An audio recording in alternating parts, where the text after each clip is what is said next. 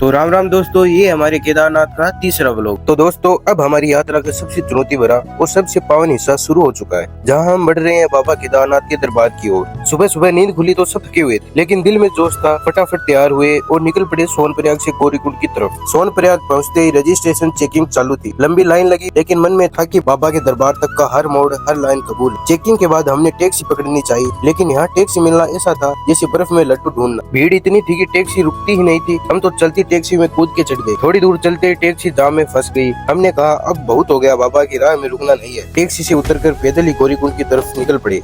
गौरीकुंड पहुंचकर मन में एक अजीब सी शांति आई। यहीं से शुरू होती है बाबा के दर्शन तक की असली चढ़ाई। गौरीकुंड का पानी बिल्कुल बर्फ जैसा था, लेकिन हमने महादेव का नाम लेकर स्नान किया और यात्रा की शुरुआत में सब जोश में थे, ऐसे दौड़ रहे थे जैसे कोई मैराथन जीतनी हो। एक दोस्त बोला, भाई अगर ऐसे चढ़ते रहे तो बाबा तक पहुंचने से पहले स्वर्ग पहुंच जाएंगे। जैसे जैसे ऊपर जाते गए रास्ता और मुश्किल होता गया। धड़कने तेज, सांसें भरी, लेकिन हिम्मत बनी रही। ये चढ़ाई सिर्फ पहाड़ की नहीं है दोस्तों, ये उस सपने की है जो सालों से महादेव के दर्शन के लिए पल रहा था। रास्ते में भूख लगी तो एक जगह मिली वहाँ की फेमस चना चाट। रास्ते में चारों ओर पहाड़, झरने और बादल इतने पास लग रहे थे जैसे हाथ बढ़ाओ और छू लो। झरनों का पानी इतना ठंडा और साफ कि जैसे प्राकृतिक प्रसाद हो। चढ़ते चढ़ते रात हो गई। ठंड और थकान दोनों हद से ज्यादा हो गई थी, लेकिन रास्ता अभी भी लंबा था। हमने बीच में रुक रुक कर थोड़ा थोड़ा आराम किया और फिर से चढ़ाई शुरू की। लगभग 8 घंटे की चढ़ाई के बाद आखिरकार हम मंदिर से कुछ दूरी पर एक कैंप साइट पर पहुंचे। थकावट का ऐसा आलम कि शरीर खुद ही जमीन पर लेट गया, लेकिन दिल में सुकून था। रात को टेंट में ठंड तो बहुत थी, लेकिन उस टेंट में जो सुकून मिला